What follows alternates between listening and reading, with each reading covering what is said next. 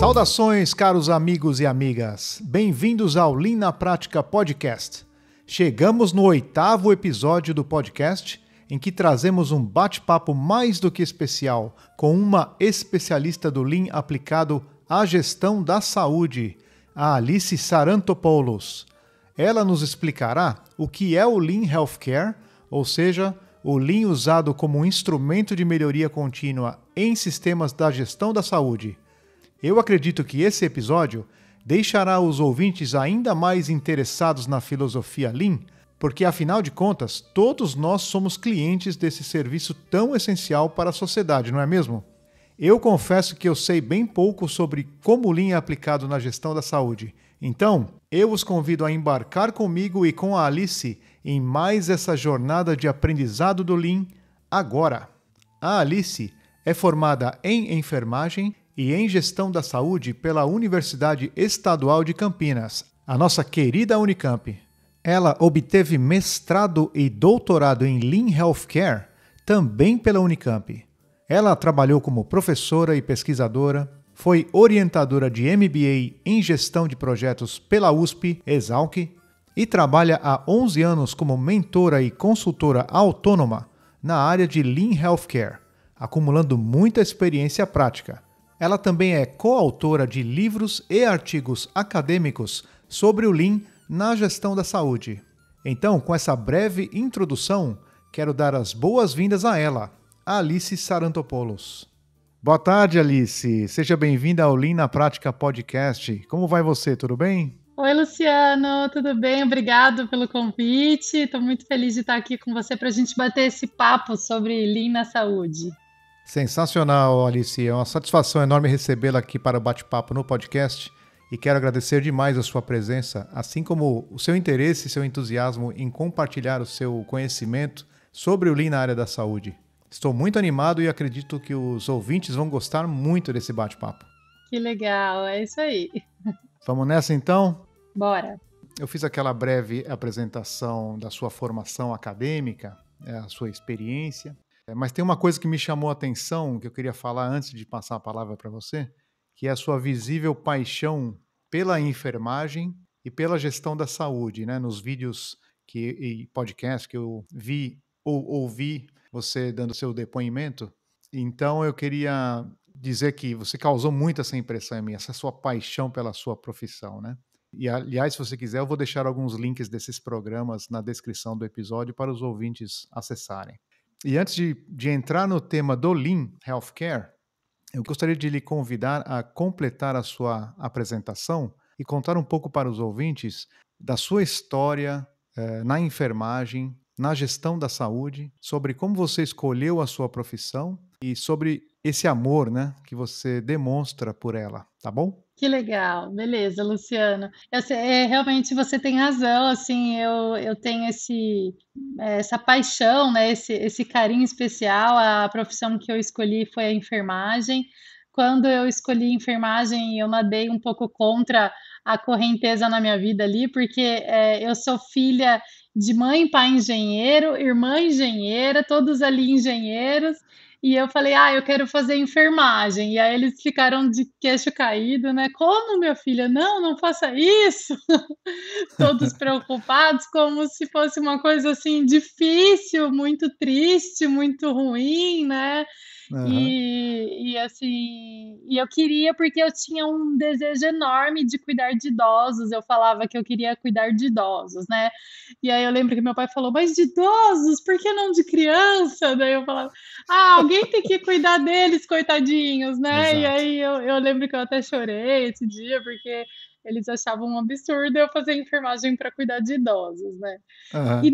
E aí eu passei, né, na Unicamp, e na própria graduação eu já não tive muito esse olhar dos idosos. A nossa professora tinha acabado de se mudar para o Canadá, a minha formação foi um pouco capenga nessa área do cuidado aos idosos, e eu lembro que eu fui criando uma paixão por um tema que eu não sabia que existia na enfermagem, que é gestão, né? Uhum. Então, na graduação de enfermagem, a gente tem, durante os 4 anos de formação, disciplinas de gestão hospitalar, né, de administração pública. Então, esse conteúdo foi me cativando, né? Eu fui entendendo a importância da gestão para um bom cuidado de saúde, tanto a gestão do Perfeito. cuidado quanto a própria gestão de um hospital, gestão de um centro cirúrgico, a gestão de uma unidade de saúde, né? E quem que faz essa gestão? Na minha época era muito mais assim os médicos e os enfermeiros. Hoje a gente já tem administradores hospitalares, gestores, né?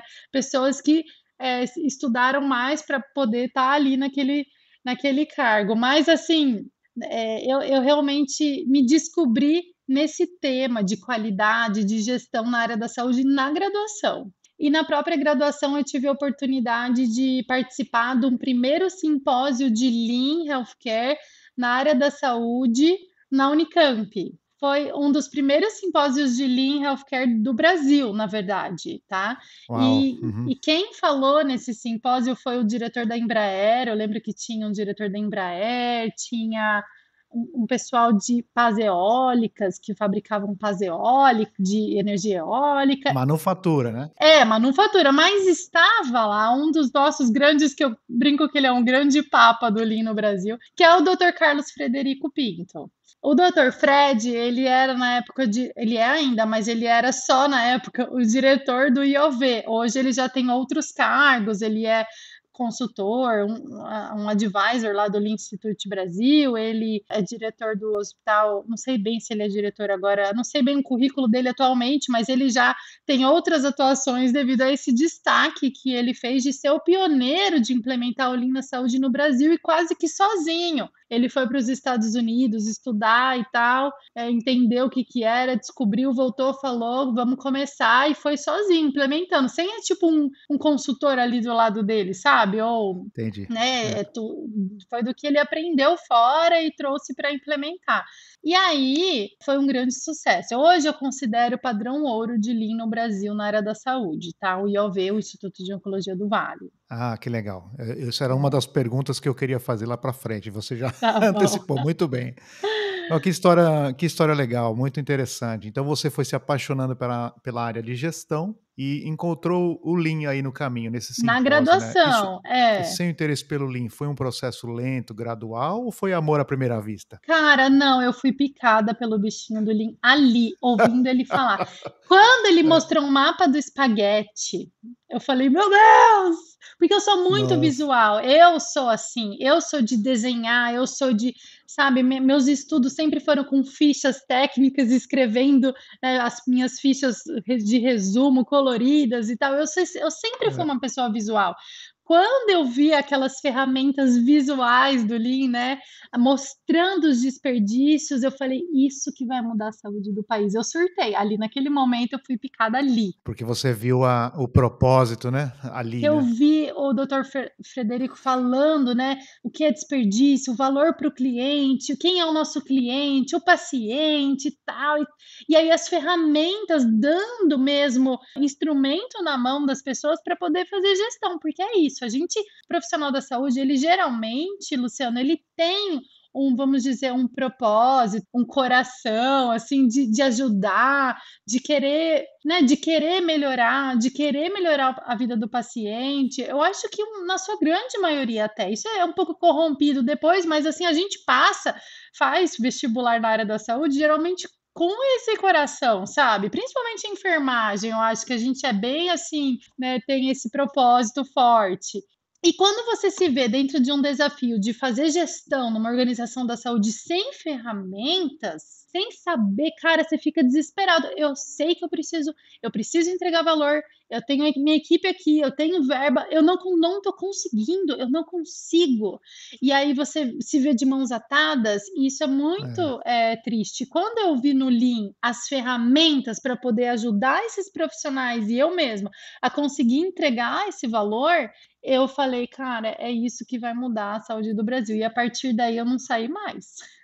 Sensacional. Nós vamos explorar um pouco ainda, mais para frente, esses benefícios do Lean na área de saúde. Já estou visualizando tudo isso que você está contando aí com a minha experiência de manufatura, o quão importante é na área da saúde, né? Mas antes de a gente chegar lá, eu queria fazer mais uma pergunta dessa época aí. Você descobriu o Lean ali, você estava na graduação, e como é que o Lean se transformou no seu tema de mestrado e doutorado que você fez lá na Unicamp? Então, quem estava organizando esse evento era o professor Dr. Lili Min. Ele é um médico neurocientista que, assim como grande parte dos pesquisadores e médicos, professores da Unicamp e de universidades em geral, eles acabam recebendo cargos de gestão, né, durante a jornada aí de acadêmico, de professor e pesquisador. E ele, como um gestor, se viu nessa situação que eu falo, sem ferramentas para conseguir melhorar e falou: meu Deus, eu preciso estudar. E aí, como professor titular da Unicamp, ele foi fazer faculdade de administração na PUC. Então, de dia ele era docente,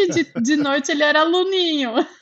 Ah, que legal, que E o legal. professor dele na PUC na época era o professor Robson Calado, que é um professor de engenharia de produção que é estudioso e aplicador do Lean e trouxe esse tema, essa tarefa para ele especial. Falou: Dr. Lee, você não vai fazer nada disso que eles estão falando aqui, você vai estudar esse tal de Lean Healthcare aqui. Aí o Lili me entrou de cabeça e falou: meu Deus, assim como eu, né, é isso que vai mudar a saúde, né? Aí ele começou então a estudar o Lean, a entender melhor o que era o Lean, e na época eu já estava quase para me formar. E eu lembro que nesse evento, nesse simpósio de Lean, a gente foi por causa de uma empresa júnior que a gente criou, e ele era meio que o embaixador Patrono, né? o patrono da nossa empresa júnior, e eu lembro que eu puxei o terno dele e falei assim: professor Lee, eu quero muito estudar Lean, eu acho que é isso que vai melhorar a saúde do país, então o que você precisar, o que você tiver, vamos junto estudar, porque eu acredito nisso, né? E Uhum. eu vi a importância disso.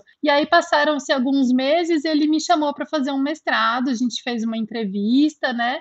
Ele fez aquela pergunta assim para mim que eu nunca esqueço: Alice, onde que você se imagina daqui 5 anos? Eu falei: nossa. Aí eu pensei um pouquinho e eu falei: nossa, professor, sabe um sonho que eu tenho daqui 5 anos? Poder ir de hospital em hospital, de instituição em instituição, levando esse conhecimento do Lean para conseguir melhorar os processos e melhorar a saúde da população. Eu acho que isso seria um sonho assim maravilhoso se eu pudesse cumprir, né?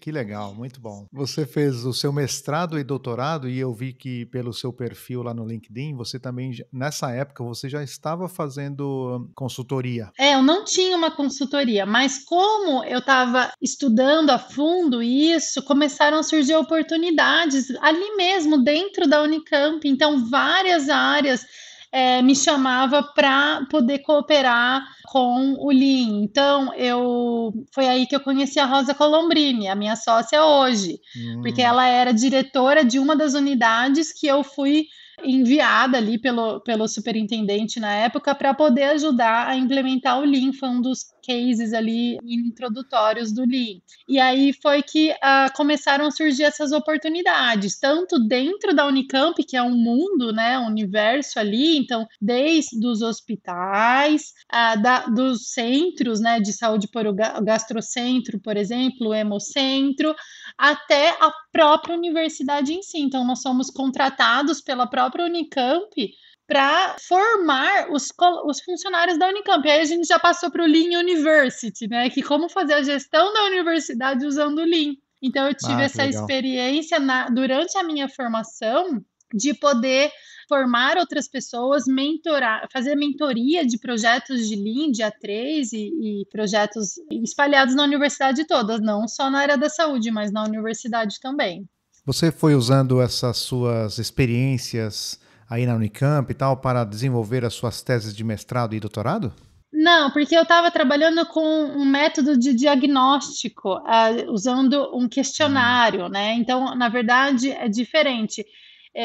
O meu mestrado e o meu doutorado foi bem técnico, voltado para a aplicação desse método, para a validação desse método, depois para a tradução Hum. transcultural desse método. Então, eu trabalhei em parceria com universidades fora, a gente fez isso junto, né, era tinha Estados Unidos e Inglaterra, então a gente tinha isso para esses 3 grupos, foi outra pegada. Mas como eu estava adquirindo conhecimento e eu estava sendo requisitada pelas unidades, eu fazia um meio a meio. Então, metade do meu tempo eu estava aplicando Lean, outra metade do meu tempo eu estava fazendo meu mestrado e meu doutorado, que são complementares na hora que você chega numa discussão. Eu tenho que discutir então meus resultados. Eu tinha fundamento não só teórico, mas prático para poder fazer essa discussão. Então, isso foi muito legal. Excelente. E que exemplo de energia, né? Porque são 2 demandas diferentes, né? Você fazendo tudo isso ao mesmo tempo, é sensacional. Mas uma coisa ajudou a outra, com certeza. Sim, não, com certeza. E isso também me deu um pontapé aí para eu abrir a minha consultoria, né? Muito bom. Alice, você pode dizer para os ouvintes como, onde e quando essa aplicação do Lean, o Lean na área da saúde, surgiu? Tá. Bem, historicamente, assim, é bem bacana. Existem 2 histórias, assim, que acho que são bem paralelas, mas eu vou contar de uma específica. Porque tem o Virginia Mason, o Ted Care, eles começaram meio juntos ali, né? Mas a história que eu gosto de contar, que foi uma que eu me aprofundei um pouquinho mais, foi o TEDACare, né? Então tinha ali um complexo hospitalar americano, passando por grandes dificuldades, assim, a partir do momento que o sistema de remuneração de saúde, né, americano começou a cobrar os hospitais pelos erros, pelas falhas de processo, e isso não ser mais pago, eles precisavam, então, melhorar imediatamente, porque eles começaram a falir, né? Os hospitais começaram realmente a não conseguir vencer esses problemas. Então, eles estavam desesperados atrás de soluções que pudessem ajudá-los a errar menos, a falhar menos, né? A melhorar o processo, ter menos desperdício. Porque quem que estava pagando essa conta agora já eram eles mesmos, né? Então, aí que o CEO do TEDACare, desesperado por solução, tentou QFD, tentou qualidade total, QFD não, mas acho que qualidade total, várias outras metodologias, e aí foi que ele encontrou uma fábrica que fazia aqueles caminhões de tirar neve. Sei. Tipo aquelas escavadeiras de neve, a gente não tem isso no Brasil, nem sei o nome em português, mas aqueles caminhões de tirar neve, sabe? E ele viu essa fábrica que produzia esses caminhões e ele ficou impressionado com a maneira de produzir essas máquinas. E ele falou, é isso daí que eu preciso. O que é isso? Ele foi atrás, foi descobrir, é o sistema Toyota de produção. E o cara foi para a Toyota, foi para o Japão. E aí, no Japão, ele trouxe até um sensei, né, um mestre lá, que ajudou ele a implementar o Lean, e foi simplesmente bombástico o resultado, assim, foi incrível, eles entraram de cabeça e implementaram para valer em todas as áreas, fizeram algo sistêmico, também igual a Toyota, né, os fornecedores também passaram a mudar para poder conseguir suprir a demanda, e aí foi incrível a mudança, eles, né, aumentaram muito de tamanho e o sucesso foi tremendo. Eles publicaram livros também contando um pouco essa história e passou a ser ali, junto com Virginia Mason, que estava acontecendo mais ou menos igual o padrão da implementação de Lean, grandes nomes do Lean no mundo, mas a partir daí a gente já começa a ver muito caso também no Canadá, na Suíça, de implementação do Lean na saúde, inclusive na Inglaterra, não sei como está hoje, eu ouvi falar que não está mais tão bom, mas na época que, há uns 15 anos atrás, não sei quando que adotaram, agora me falha um pouco a memória, mas tem no Google isso, quando que foi que o NHS, quando o NHS adotou como política pública de gestão em saúde o Lean. Então foi bem assim estudado pelos profissionais da saúde pública ali, implementado como uma política de saúde pública, sabe? O que eu sempre sonhei aqui para o Brasil. Interessante. E aí a gente vê esses casos espalhados no mundo e vê chegando bem depois aqui no Brasil, junto com o IOV, né, o Carlos Frederico Pinto. Até onde eu sei é o primeiro caso. Isso foi em que época aqui no Brasil? Em que ano, mais ou menos? 2005. bem jovem, né? Vamos dizer assim. Sim, sim. Bem interessante. Vou te pedir para mandar algumas referências dessas histórias para deixar aí na descrição do episódio também, que deve ser bem interessante ler essa história aí completa. Muito bom. Com certeza. A gente tem os livros, né? Então tem as literaturas que estão aí disponíveis. Muito livro, acho que eu já vi que nem tem mais para vender, vai estar em sebo. Mas, mas a gente tem muito conteúdo também no nosso blog, tá? Então tem muita história do Lean e tal, tem bastante Legal. coisa ali, os princípios do Lean na saúde, e muita coisa legal ali no nosso blog que a gente produziu durante a pandemia. Vamos pegar esse gancho aí dos princípios do Lean na saúde. Você me contou no dia que nós fizemos a primeira chamada aí sobre os 6 princípios básicos e você se referiu ao autor chamado John Toussaint. Não sei se essa é a Isso, pronúncia certa. Você é isso pode citar mesmo. e explicar bem brevemente esses princípios, por favor? Sim, então assim, a gente tinha os 5 princípios do Lean na indústria, né, que foi escrito por Womack e Jones, né, e eles retratavam bem o que era visível ali na indústria, e a gente da saúde, quando ia estudar esses 5 princípios, a gente não entendia direito, era difícil de assimilar. E eu lembro do Lili Min falando assim: pô, ainda acho que agora eu entendi o que são os 5 princípios, depois de 5 anos que a gente estava estudando, sabe? Então, e eu também, às vezes, tinha um pouco de dificuldade de estudar. E quando a gente, um tempo depois, esses 6 princípios do Lean foi publicado num white paper do John Toussaint, e ele é um médico, né? Uhum. Um médico. Então, ele traz essa visão médico-gestor e um dos pioneiros também do Lean, a gente fala também um dos papas do Lean na saúde do mundo, e ele traz pra gente, olha, tá vendo esses 5 princípios aqui do Lean na indústria? Esse aqui são 6 da saúde, tá? Ele tem um fit melhor aqui pra saúde. Aí ele basicamente traz assim, né? Então, melhoria contínua, esse propósito de você querer sempre melhorar, que a gente traz a questão do Kaizen, das pequenas melhorias feitas por todos os colaboradores, das grandes melhorias feitas por grandes projetos de melhoria. E então é essa cultura de, sabe, terminou um projeto, a gente fica, e agora? O que eu posso melhorar? Aquele gostinho, sabe, de quero mais, de estar sempre querendo melhorar. Então essa Isso. cultura de melhoria contínua é o que a gente precisa infundir na instituição, e isso é muito difícil, né, Luciano? Na Muito. indústria também, né? Demora muito. Depende muito de como a liderança entende esses princípios e adota, né? E aí Exatamente. e dá as condições para os colaboradores praticarem isso, né? Sim. Depois eu conto um pouco do meu modelo que a gente desenvolveu no doutorado, mas ele fala um pouco sobre isso, o modelo do arco e flecha, mas depois a gente chega nele, tá? Beleza.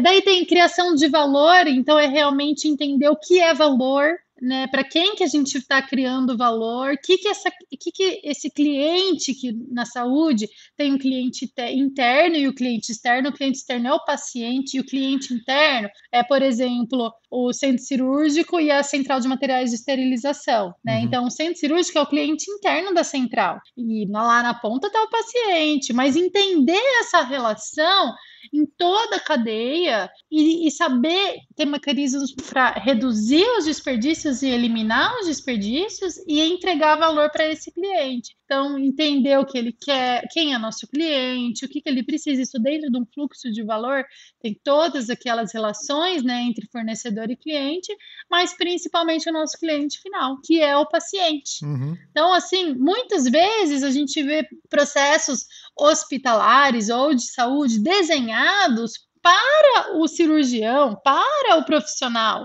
Então, é aquela consulta que você vai lá no dermatologista e fica 3 horas esperando.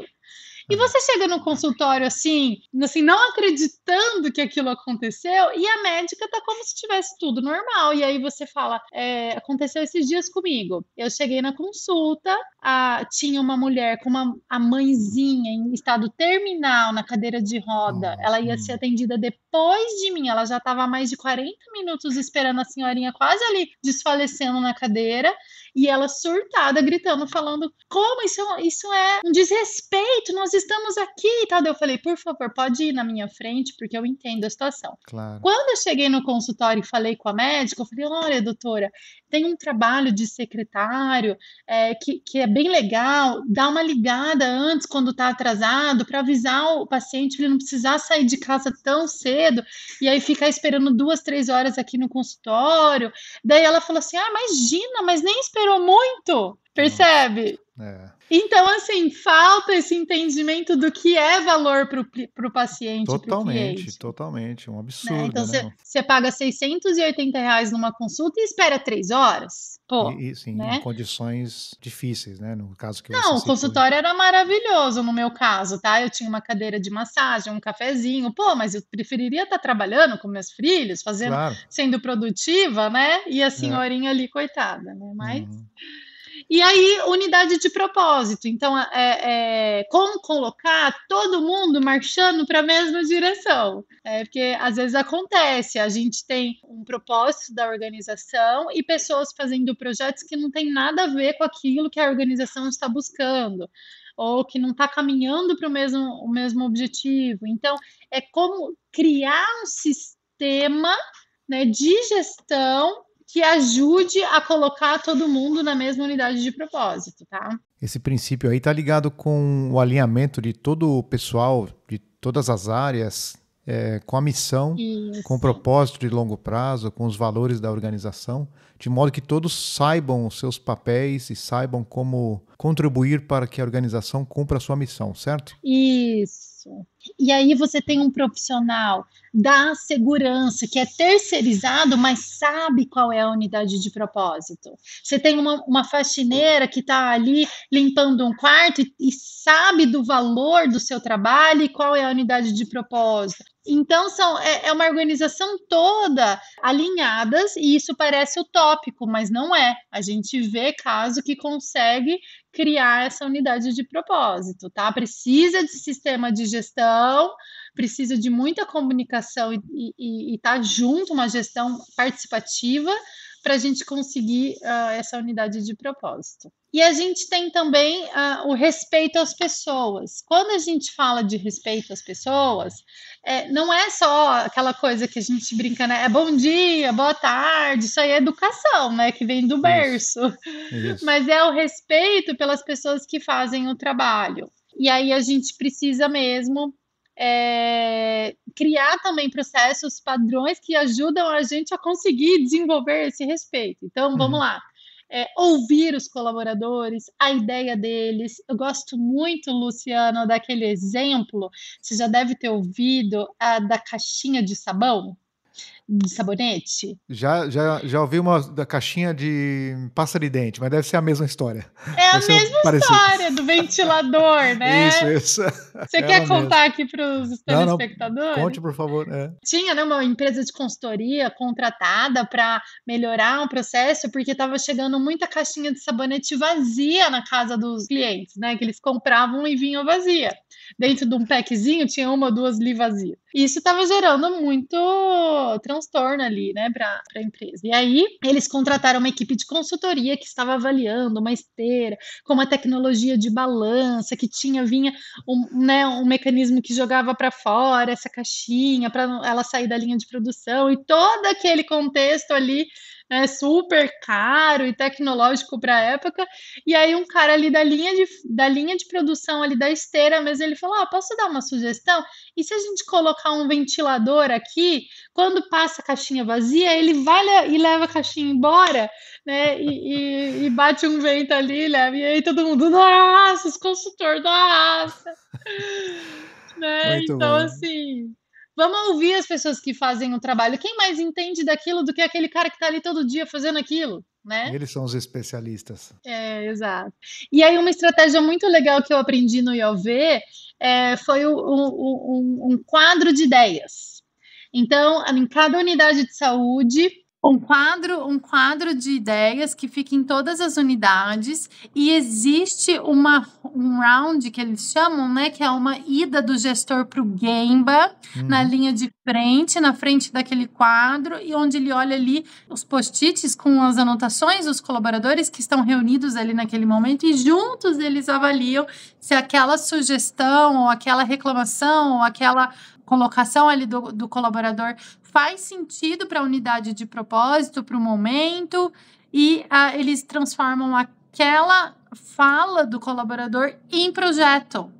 Ou vai para um stand-by, não é o momento, ou vai para um just do it, né? Isso é muito fácil, vamos fazer, é isso aí, fechou, pode fazer.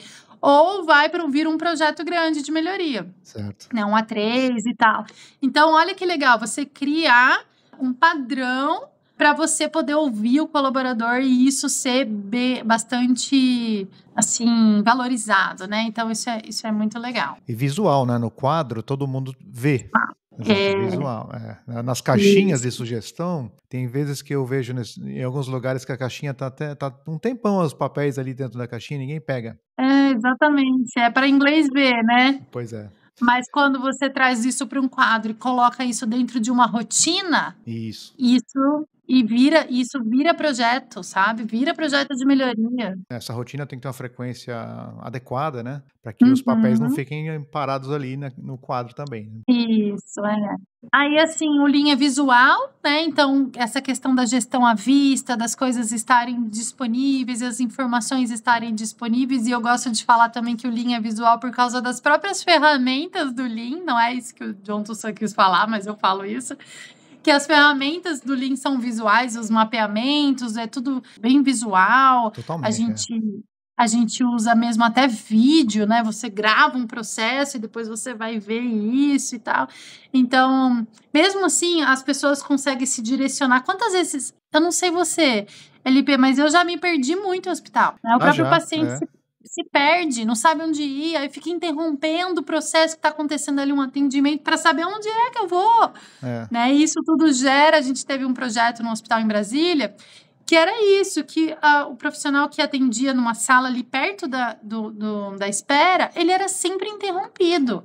E o que as pessoas que estavam interrompendo queriam saber? Onde que é o consultório número 3? Onde que é o consultório tal? Onde que é a recepção, sabe? Então, isso atrapalhava todo o processo. A partir do momento que a gente identificou isso durante uma visita ao Gemba, a gente conseguiu definir estratégias para melhorar e aí reduziu, zerou as interrupções em consultório com estratégias visuais de arquitetura mesmo, sabe? De sinalização. Sabe o que tem aqui? Você me fez lembrar um exemplo desse tipo de problema mesmo que você citou aqui em alguns hospitais aqui de Haia. Tem faixas no chão de cores diferentes. A pessoa chega na recepção e já sabe qual é a cor que ela tem que seguir no chão. É uma linha e a linha leva a pessoa até o local que precisa chegar. Essa é uma estratégia, até para pessoas que não sabem ler, né? Então, você tem ali as cores e isso facilita. Tinha um outro problema também, né? Para deficiente auditivo. Então, chama e a pessoa não ouve, né? Então, tem que ter visual também, tem que ter uma tela, escrito o nome dela. Então, a gente tem que pensar em todas as necessidades também, né? E isso é bem importante quando a gente fala de um serviço de saúde, certo? A pessoa tem que conseguir ter acesso ao local. Certamente, é isso aí. E aí, por último, tem mais um, que é o padronização com flexibilidade, porque a gente vem de um pensamento na indústria de que 100% padronização, e aí a gente, e assim, em segundos, a gente fala de segundos, quando você vai fazer, né, uma descrição de um serviço, de uma atividade padrão, a gente está falando de 2 segundos você faz isso, em 1 segundo você faz isso, em 3 segundos, né, a gente tem isso muito forte na indústria, mas quando a gente vem na saúde, precisa de flexibilidade, porque cada pessoa tem uma demanda, cada paciente é diferente. A gente lembra, quando a gente mapeou o problema, estava tendo muito problema de atraso em uma das consultas, e aí a gente entendeu que precisava entender melhor o perfil dos pacientes. E depois que a gente fez tipo uma clusterização, né? Então a gente tem lá os pacientes idosos. quando você vai agendar por um paciente idoso 80 a mais, essa consulta tem que ser mais longa. Eu não posso agendar 30 minutos, porque esse idoso 80 a mais, ele demanda só de deslocamento 10 minutos a mais. Que é o cara que vai demorar para chegar no consultório, vai demorar para levantar, para pesar, para fazer, vai demorar para entender às vezes, demorar para falar. Então, quando a gente clusteriza por tipo de paciente, a gente consegue fazer uma agenda mais fidedigna, assertiva, e aí a gente tem menos atrasos. Então, essa padronização com flexibilidade é muito importante, até para a gente poder entender que a gente tem que sempre melhorar. Não é porque eu melhorei agora, depois que eu fiz um padrão, que amanhã, com uma demanda diferente, com uma doença diferente, com alguma sazonalidade, eu preciso mudar esse padrão, né? Você citou esses 6 princípios e um que me chama muito a atenção é o valor para o paciente. Por que chama a atenção? Porque numa manufatura de um bem de consumo, o cliente está lá na ponta esperando aquele bem de consumo ficar pronto para ele comprar. Se ele achar que tem valor, ele vai comprar, se não, talvez não. Mas muda muito para mim no Lean Healthcare, porque o cliente ele não está lá esperando. O cliente ele está direto nessa linha de, entre aspas, produção. Sim. Ele faz parte do processo. Você quer explicar um pouco mais para os ouvintes como isso é importante para o cliente? Sim. Entender o valor para o paciente é muito diferente. A gente tem ali um produto que é, por exemplo, vamos lá, uma consulta médica, e eu vendo essa consulta aí, não tô nem aí para que o meu paciente quer ou precisa. Então eu vou atrasar, eu vou ser mal educado na consulta, eu não vou nem olhar na cara dele, e vou fazendo em linha de produção. A gente até brinca, né? Linha de produção ali de atendimento. Às vezes a linha de produção é mais respeitosa do que na saúde. Mas aí a gente tem esse perfil de pessoas que não entende o que é valor para o paciente, que se sente ali um Deus, que tá no direito de fazer o que quer, como bem entender. Mas, por outro lado, existe um movimento forte na saúde mundial de buscar entregar valor para o paciente. Ótimo. E aí, quando a gente fala de valor, o valor na saúde, existe já publicado, né, em 2001, as 6 dimensões do cuidado. Então, o Instituto de Medicina, Institute of Medicine, publicou um artigo,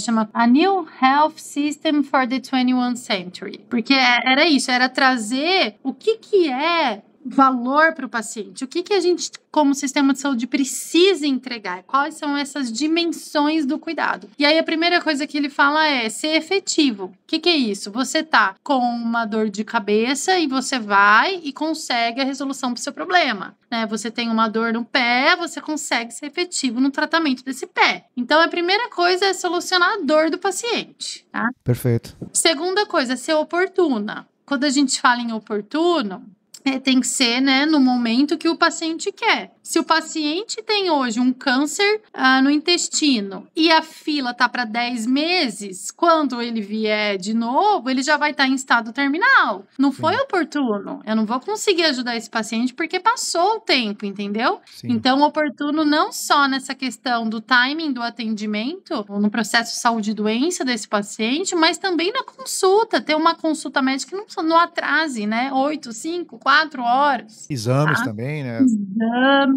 A gente tem um caso de um cliente nosso, era de transplante hepático. O transplante hepático é super difícil, porque tem que ter uma sincronia de todo o sistema para que você consiga, na hora que o órgão chegar, aquele paciente esteja pronto para ser operado. Porque assim, não é que eu tenho uma gaveta de órgãos, eu vou lá e pego né? Não, eu preciso que quando esse órgão estiver disponível, eu tenha alguém pronto na fila para recebê-lo, tá? Então, todo o sistema, toda uma logística que você precisa estar muito bem alinhado. E tem muito paciente que perde o lugar na fila porque um exame venceu no dia que o órgão chegou. Nossa. E então não foi oportuno, entendeu? Tem que sincronizar tudo isso aí, né? Tem que sincronizar tudo. É uma orquestra. Eu gosto de falar que a área da saúde é como uma orquestra e tem que ter maestro ali sincronizando. Essa entrada no paciente. Então, esse é uma outra dimensão do cuidado. Tem que ser centrada no paciente. Não no profissional, não na equipe, é no paciente. É ele que dá razão ali ao nosso trabalho.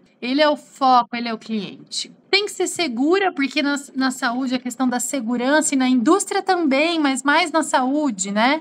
A questão da segurança, ela é primordial. Às vezes eu costumo brincar, né? Eu prefiro não ser internada porque o risco da internação é maior do que o benefício dela, sabe? Sim. O risco de infecção hospitalar, o risco de alguma doença que eu posso pegar ali no hospital é maior do que... Então, assim, a questão da segurança, ela é muito importante. Ela tem que ser eficiente, ou seja, a questão de processo, de custo, isso tudo tem que ser muito bem pensado também, e igualitária, tá? Então, a gente tem que tratar, mesmo do jeito que trata o presidente, tem que tratar um morador de rua, sei lá, entendeu? Então, nesse sentido de ser igualitária, né? Igualitária. Então, esses 6 dimensões do cuidado dão um norte para as organizações de saúde atuarem no que se diz respeito a valor. Mas eu particularmente gosto de uma outra teoria aí, né, de 2008, que é mais voltado para o Lean. Foi um artigo escrito A Critical Look at Lean Thinking in Healthcare, publicado no na BMJ, Quality and Safety. Eu gosto muito dessa revista, é um excelente journal na área da saúde, na área de qualidade. E o Jung, ele fala dos 3 valores, Jung e McLean, né? 3 valores na saúde. Ele fala de valor clínico, que é esse resultado daquilo que você foi buscar, do tratamento que você foi buscar. O valor operacional, que aí envolve todo o processo e a sincronia desses processos para que esse valor clínico seja entregue. E o valor experiencial. Olha que legal, Luciano, como é a experiência do paciente nesse processo. Como esse paciente está vivendo essa experiência dentro da organização. Ele está sendo acolhido, ele está sendo ouvido, ele se sente bem. Como que está sendo essa experiência? Eu acho muito legal quando a gente fala nesses 3 valores. E quando a gente traz o valor operacional, qual é o foco? Eliminar desperdício. A gente tem que estar de olho neles, porque eles estão em todo lugar.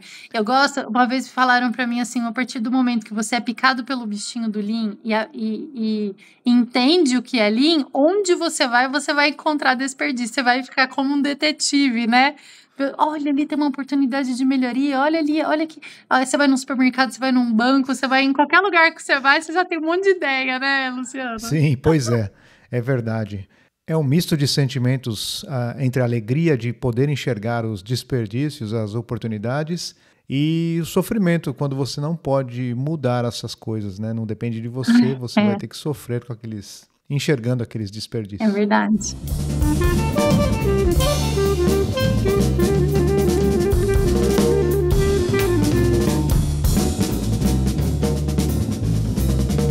Bom, Alice, agora eu queria te perguntar quais são as principais dificuldades ou desafios em aplicar o Lean na área da gestão da saúde de forma sustentável, né? E de se desenvolver uma cultura de melhoria contínua duradoura nessa área. E se puder compartilhar também, como fazer para superar esses desafios?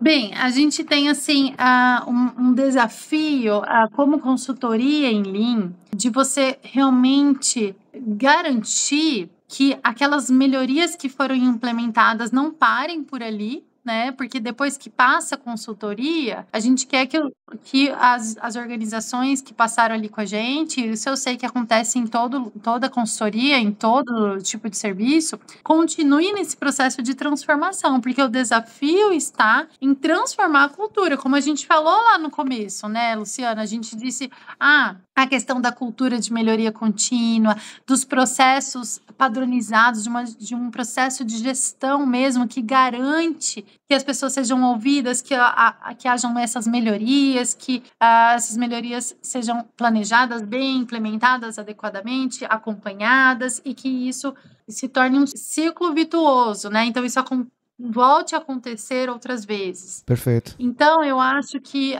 o grande desafio nosso como consultoria realmente é conseguir essa implementação de transformação cultural, porque isso não é pontual, isso é contínuo. A transformação cultural vai continuar acontecendo ad eternum, né? A busca pela perfeição, que é um dos princípios do Womack e do Jones, é para sempre, né? buscar perfeição, hoje a minha régua tá aqui, amanhã ela tá mais para cima, sobe o sarrafo, a gente fala no Brasil, né? Então, a gente tá sempre querendo melhorar. E isso traz pra gente essa sede insaciável aí da melhoria contínua, essa cultura que é o grande desafio, eu acho, em todas as organizações. Porque a partir do momento que você alcança o teu objetivo, você não pode parar por ali, você tem um próximo, né? Isso. Se parar, com certeza vai deteriorar aos poucos, né? Sim, porque também a demanda vai mudando, você vai, se um dia você já foi uma organização de excelência, pode ser que daqui 1, 2 anos você já não seja mais, né? Certo. Então, eu acho que esse é um grande desafio. Mas falando aí de implementação, a gente tem, né, dentro da nossa experiência e ouvindo outras experiências também, que realmente a gente precisa envolver todas as pessoas, tá? Então, acho que a nossa metodologia é essa, a gente não gosta de trabalhar com um pequeno grupo dentro da organização, a gente gosta de vir formando as pessoas durante a implementação. Tá? Então, a gente tem uma formação introdutória que traz todos os aspectos, né, do que é o Lean, porque a gente entende que esse conhecimento... Bem, nós somos acadêmicas, né? Mestrado, doutorado, a gente é um pouco chata, eu e a Rosa, em relação a isso. A gente é muito mão na massa porque a gente pega para fazer junto e faz, mas a gente valoriza a base, tá? Então a gente entende que é importante o faxineiro, o enfermeiro, o médico, o CEO entender o que é o Lean, da onde veio o Lean, os princípios do Lean, os desperdícios. Então a gente quer que ele fale quais são os 8 desperdícios, Sim, entendeu? A legal. gente é bem nesse sentido, assim, a gente valoriza muito essa disseminação do conhecimento, tá? Para formar uma base, um alicerce. E em cima disso, aí a gente vem implementando alguns projetos de melhoria. Então, a gente tem os kaizens, que são pequenas melhorias que só podem ser feitas por qualquer um, por todos, a gente valoriza isso. Algumas organizações escolhem até premiar esses kaizens, e aí eu não discuto um pouco se isso é bom ou ruim, tem estudos que dizem que nem é lá tão bom, mas acho que é uma meritocracia, né, de entender que aquela pessoa produziu e que isso deu resultado. Então, e os grandes projetos que são liderados por pessoas que já têm um nível mais avançado, não só de conhecimento do Lean, mas dentro da própria organização, que são projetos grandes, que envolvem mais de uma área, que dependa de um mapeamento, que tem um trabalho mais profundo aí, demora às vezes 6 meses, projetos grandes, mas que entrega muito resultado para gestão, né? Para o propósito maior, entrega resultado para alta gestão. Então, a gente tem esses grandes projetos e durante esse processo de fazer esses pequenos e grandes projetos, as pessoas vão entendendo, vão comprando a ideia. Aquele médico cirurgião que antes falava assim, eu não quero saber disso, isso não tem nada a ver, isso daí não vai dar certo, a gente sempre fez assim, e de repente era um cirurgião que não recebia o paciente na hora que ele queria, o cirurgião há 8 anos... 8 horas da manhã no centro cirúrgico, a cirurgia começava às 9 e estava agendada para as 8. 8 anos! Ele já surtando, sofrendo, não queria saber mais de nada. Às vezes começava às 9h30, às vezes às 10, e aquilo era um problemão. O cara já nem estava mais acreditando. Quando a gente melhora e a gente entrega um paciente para ele às 8, o que ele vira? O maior parceiro do projeto. Apaixonado, né? Agora, você vê o efeito que isso pode ter na pessoa, né? No cirurgião. Ele já começa o trabalho dele estressado. Super! E aí é uma bola de neve, porque o último vai lá saber quando que vai ser feito, entendeu? Exato. Porque aí vai atrasando uma atrás da outra. Agora, você como paciente, você quer entrar numa sala de cirurgia cujo o cirurgião está estressado? Não mesmo, eu quero entrar na paz ali.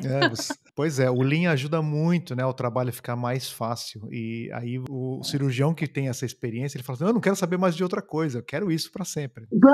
E aí ele se torna o grande sponsor ali, por exemplo, num centro cirúrgico, porque ele viu que resolveu o problema dele. Então, às vezes, a gente tem uma estratégia, né, monta um grupo de projeto, e aí tem lá uma pessoa que é o dono do processo, e a gente pergunta para ele. É o primeiro exemplo, tá? O primeiro case que a gente está ali dentro da organização. a gente pergunta para ele, qual que é a grande dor sua, tá? Isso. Porque primeiro a gente tem que convencer, eu não gosto nem dessa palavra convencer, mas a gente tem que fazer com que ele acredite naquilo para depois a gente ir lá na dor do paciente. Porque a gente sempre fala, né? O problema que a gente tem que resolver é do paciente, é do cliente. Mas a gente, como estratégia, aprendeu, depois de muito errar, que ele precisa ser picado antes. Então, para que a gente consiga picar ele, né, o bichinho do Lean consiga picar ele, a gente precisa resolver um problema dele. E aí a gente volta essa pergunta para ele e a gente resolve uma dor dele e ele se torna um grande apoiador ali do Lean na unidade. Esse caso do cirurgião é o caso do SMED que você me falou no outro dia? É o mesmo exemplo faz tempo já, foi antes da pandemia, mas é o SMED. Para quem não conhece rapidinho, o SMED é uma técnica de fazer trocas rápidas num processo, né? No caso onde surgiu, foi na Toyota, trocar as ferramentas das máquinas da forma mais rápida possível, Single Minute Exchange of Dies, que eram horas e passou a ser um único dígito em minutos, para fazer a linha de produção ser mais produtiva. Enquanto a máquina está esperando a troca, não se produz. E como é que é isso no hospital? Então, a gente já tentou aplicar em outras áreas, mas onde a gente realmente conseguiu aplicar, uma questão ali da própria consultoria, foi realmente nesse centro cirúrgico. Então, era o que estava acontecendo, era que além de vários problemas, porque a gente mapeou todo o processo cirúrgico, todo. Então, foram aparecendo inúmeras oportunidades de melhoria. No nosso caso ali, a gente encontrou mais de 20 oportunidades que cada uma virou um projeto, tá? Basicamente isso. Mas, assim, uma delas era realmente nessa troca entre que a gente chama de setup de sala, quando um paciente sai da cirurgia até o tempo que o outro vai entrar. Que legal. Porque esse é o grande problema. Além das cirurgias começarem atrasadas, que você falou, imagina como está a cabeça desse médico, elas não só começam atrasadas, como elas atrasam dentro dos horários já agendados. Então, eu estava planejando uma cirurgia de 1 hora, ela vai durar 1h30, 2, 3, e aí ainda assim atrasa para começar a outra depois que uma foi liberada. Então, são vários atrasos que vão juntando e vira uma coisa de louco. Né? E aí vira um caos. Então, assim, a gente fez o SMED realmente nesse caso, foi muito legal, porque deu muito resultado. Não tô com os números aqui, mas eu lembro que foi um absurdo a redução do setup de sala, foi muito grande. Então, a gente fez um estudo e a gente teve um bom aprendizado aí também, que eu vou contar. Mas a gente fez um estudo, filmou todo o processo, assim que acabava a cirurgia, filmou tudo, até entrar um outro paciente. Aí a gente descreveu tudo isso. E aí a gente foi entendendo o que era desperdício, o que podia ser feito de maneira mais eficiente, o que podia ser automatizado. Então, assim, uma das mudanças pequenas que gerou bastante resultado foi adquirir um carrinho que entrasse na sala com um profissional, um carrinho de limpeza mesmo. A gente fez um circuito único, então o profissional começava de um lado e terminava do outro, fazia assim, um fluxo, como se fosse um fluxo contínuo, sabe? É a mesma a ideia do fluxo contínuo, mas aplicado numa limpeza de uma sala. Então, são ideias, são conceitos do Lean que a gente vai adaptando e aplicando ali naquele trabalho. Então, foram várias mudanças, coisinhas que a gente foi padronizando. Então, cada uma fazia de um jeito. E olha o que aconteceu. Durante o Gemba, durante uma dessas visitas, a gente filmou várias diferentes, mas durante uma dessas visitas, quem estava fazendo o Gemba dentro desse projeto era uma enfermeira da qualidade. E eu não sei se conhece os profissionais da qualidade, mas os enfermeiros da qualidade são bem firmes. Ela surtou de ver a profissional fazendo tudo errado. Ela começou a questionar, começou a gritar ali com ela e tal. A menina chorou. E aí, depois disso, a gente entendeu que esse profissional da qualidade nem devia estar ali, porque nós não estamos fazendo vistoria, a gente está querendo enxergar como o processo é feito. A gente está querendo tirar uma foto de como aquilo é feito. A gente não pode nem interferir no processo, claro, a não ser que isso gere um risco a alguma vida, tá? Então, esse momento de Gemba, ele tem que ser quase como um fantasma ali, observando, pra gente entender de verdade como as coisas acontecem, não como tá acontecendo ali porque ele tá ali na hora, sabe? Exato. Quando vem não a é fake. auditoria. É fake. E aí, depois disso, a gente incluiu aulas sobre como fazer Gemba, sabe? Isso. Explicando como que tem que ser a nossa postura durante uma visita ao Gemba. O que que nós temos que falar, como que nós temos que abordar. Claro. Então, e a gente aprendeu muito com isso também. Quase que a menina chorou e pediu as contas ali, coitada. Pois é, o Gemba é tão importante e leva tempo para a gente fazer um Gemba bem feito, sem interferir no processo, sem deixar as pessoas assustadas e tal, tal, tal, Isso.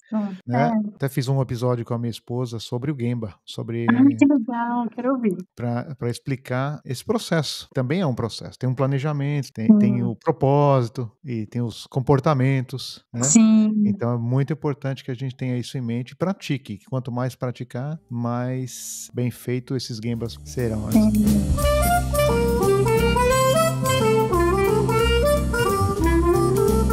Alice, o nosso bate-papo está sensacional. Você falou muitas coisas que eu não sabia e poderíamos continuar falando por bastante tempo sobre esse tema. Mas precisamos caminhar para o final do episódio. Então, quero pedir para você fazer suas considerações finais para profissionais e gestores da área de saúde, ou se quiser para o público em geral, que precisa tanto desse serviço tão fundamental. Legal. Bem, assim, acho que eu vou trazer um pouco aquilo que eu tinha prometido que eu ia falar, né? Que foi o modelo que a gente acabou desenvolvendo ao fim do doutorado. Eu digo a gente porque nós somos uma equipe grande, tá? Eu era autora principal, mas nós temos ali uns 5 pesquisadores. Vou até citá-los aqui, acho que é importante. É o professor Lilimin, tem a professora Renata, Lilimin é da Faculdade de Ciências Médicas, professora Renata da Faculdade de Enfermagem da Unicamp.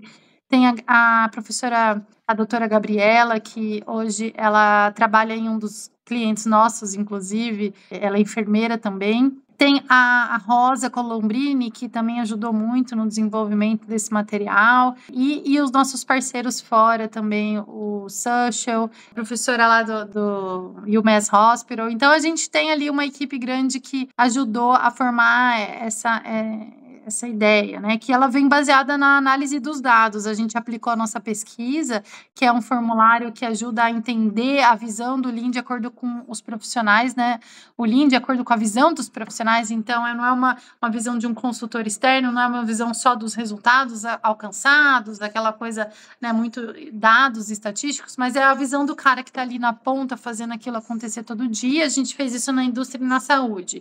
E aí, baseado nos dados, a gente começou a entender que tinha um padrão ali, a gente enxergou um padrão, e a gente entendeu que para a implementação do Lean, tem que ter algumas variáveis importantes ali. Acho que uma delas é a cultura da organização. Então, é como se fosse um arco do arco e flecha, o arco que dá sustentação ali, que te ajuda a mirar, te ajuda a conseguir alcançar o alvo. Então, a gente tem uma cultura da organização, uma cultura de segurança, não ter aquela cultura que é muito frequente na saúde de blame and shame, sabe? Aquela coisa de você culpar. A gente tem casos famosos na literatura aí da saúde de erros, e são erros que foram causados por um processo mal desenhado, mas que foi muito mais fácil você culpar aquele profissional e mandar ele embora e não fazer mais nada, do que você melhorar o processo, entendeu? De você botar barreira para o erro, pro karaoke e tal. Na verdade, não resolve o problema, né? Mandar a pessoa embora. Não, pelo contrário, é muito mais fácil. Você manda o cara embora, não tô nem aí, lavei minhas mãos e bora, entendeu? Agora, você resolver o problema, montar uma comissão, entender o porquê daquilo, colocar barreira para que aquilo nunca mais aconteça, é muito mais difícil, né? Então, essa cultura de culpa, de vergonha, de medo, isso não vai casar com o Lean, tá? De forma nenhuma. Então, assim, acho que tem que ter uma cultura adequada, tá? Mas não é suficiente. Você precisa também querer entregar valor. O que é o valor? É o nosso alvo, é onde eu quero chegar. É o meu alvo do arco e flecha. Então, esse é o nosso modelo do arco e flecha. Então, eu quero chegar lá, eu quero entregar valor. Mas o que é valor? Como que eu vou enxergar esse alvo? E aí, a gente conversou aqui sobre o valor, né, Luciano? Sim. Sobre as 6 dimensões do cuidado, sobre o valor experiencial, o valor operacional, né, o resultado em si daquilo que ele foi buscado, que o paciente quer, a cura, né, o processo da cura e tal. Então, eu acho o valor clínico, né? Então, assim, querer entregar valor não é suficiente. Eu preciso entender o que é valor para o meu cliente, eu preciso conversar com esse meu cliente, entender o que esse meu cliente precisa. E aí, a gente tem a mão, que é o que vai soltar essa flecha. O que é essa mão? São os colaboradores, é a liderança, é a motivação desses colaboradores em querer entregar esse valor. Então, trabalhar nisso, e aqui a gente trabalha muito realmente na formação dessas pessoas, a gente entrega a formação, a gente entrega conteúdo, conhecimento, para que eles consigam se desenvolver, tá? E muitos profissionais nos procuram bancando eles mesmos a formação deles. Eles querem se formar, eles querem entender, eles querem gerar essa melhoria na organização. A organização não está pagando pela formação dele, mas ele está ali com a gente, porque ele quer, né, buscar essa formação. Ele sente essa necessidade, né, também. Ele sente essa necessidade. Mas o certo é a organização investir nessa formação desse profissional. Então, essa motivação dessas pessoas, como que tá isso, né? Resgatar esse propósito do profissional da saúde. Uma vez eu fiz um projeto no centro cirúrgico, ainda era acadêmica. A gente precisava implementar a tricotomia na sala operatória, porque é o indicado na literatura de que reduz a infecção do sítio operatório. Então, bora fazer, né? E aí, as meninas lá, as técnicas de enfermagem do centro cirúrgico não queria fazer, porque imagina, ia triplicar o trabalho, isso tem que vir pronto da unidade. Aí eu mostrei os artigos, os estudos, resgatei o propósito delas em escolherem enfermagem, a gente viu junto os resultados, como ia ser melhor. Elas abraçaram a causa, fizeram acontecer, porque foram motivadas a isso, se motivaram a isso, entendeu? Então, acho que isso é uma coisa importante também. E aí a flecha. O que é a flecha? São as ferramentas. Tá? Eu acho que o Lean vem junto. Eu não gosto de falar do toolbox, porque não é isso, não é só isso, tá? Não são só as ferramentas que é igual a Lean. Não, Lean não é igual às ferramentas, tá? Ferramentas fazem parte do dia a dia, da implementação do Lean, da vivência do Lean, mas elas são importantes porque o profissional da saúde quer melhorar, ele sabe o que o paciente precisa, mas ele não consegue. Eles querem melhorar, mas eles não sabem como. E aí essas ferramentas, né, eles se instrumentalizam com isso dá ali para eles capacidade técnica para operacionalizar as melhorias, as mudanças dentro da organização. Então, acho que é isso, assim, minha dica aqui, minha fala aqui é para os ouvintes, não só da saúde, como da indústria também, entendendo aquilo que é preciso para você conseguir implementar uma cultura Lean dentro de uma organização. Não basta ferramentas, não basta pessoas motivadas e fortes lideranças, tem que ter também cultura e entender o que é valor, como entregar esse valor para o nosso cliente. Sensacional, adorei esse modelo do arco e flecha. Faz sentido, não faz? Faz todo sentido, muito sentido. Bom, Alice, como de praxe, vou divulgar o seu perfil no LinkedIn, na descrição do episódio, mas você pode ficar à vontade também de passar outras formas de contato, da sua consultoria, inclusive, e também se você quiser divulgar os seus livros e artigos, fica à vontade. Eu vou divulgar o blog, tá? Porque tem muito conteúdo gratuito, excelente, e o nosso canal do YouTube também tem muita coisa ali, nossa, é um mundo de informação para mergulhar nesse universo Lean na saúde. Maravilha, eu vou colocar todos esses links aí na descrição. Muito obrigado, viu? Obrigado.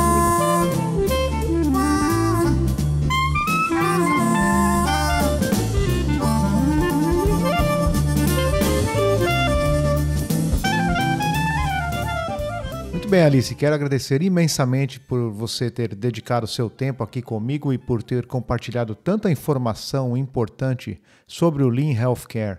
Esse é um assunto que interessa a todos nós, de verdade. Muito obrigado. Obrigada, Luciano. Obrigado pela oportunidade. E é isso aí, pessoal. Estamos aqui, estamos juntos. Se precisarem, podem vir falar comigo. E é isso, vamos nessa.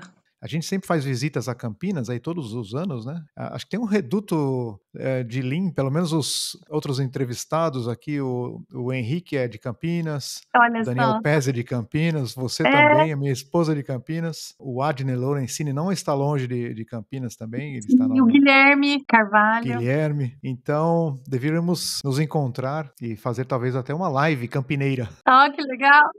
Eu não sou de Campinas, mas eu gosto muito da cidade, adotei a cidade também. A cidade é maravilhosa, só os campineiros que são meio fechados, né? Que eu sou campineiro, eu posso falar, você não. Você não tem nada de fechado, não. Você abriu todo o seu coração aqui explicando o Lean no Healthcare, adorei. Legal, obrigada. Mais uma vez, te agradeço muito. Um abraço, tudo de bom para você e até a próxima. Tchau, tchau. Tchau. Muito bem, amigos e amigas do Lean na Prática Podcast. Nesse episódio, a Alice Sarantopoulos trouxe uma riqueza muito grande de informações sobre mais essa aplicação do Lean. Acredito que o conhecimento que a Alice compartilhou aqui no podcast seja mais uma prova que o Lean tem infinitas aplicações. E acredito também que ele os motivará a conhecer e praticar cada vez mais essa filosofia extraordinária de melhoria contínua. Muito obrigado a todos vocês pelo carinho e pela audiência. Esse episódio do Lean na Prática Podcast fica por aqui. Um grande abraço e até mais!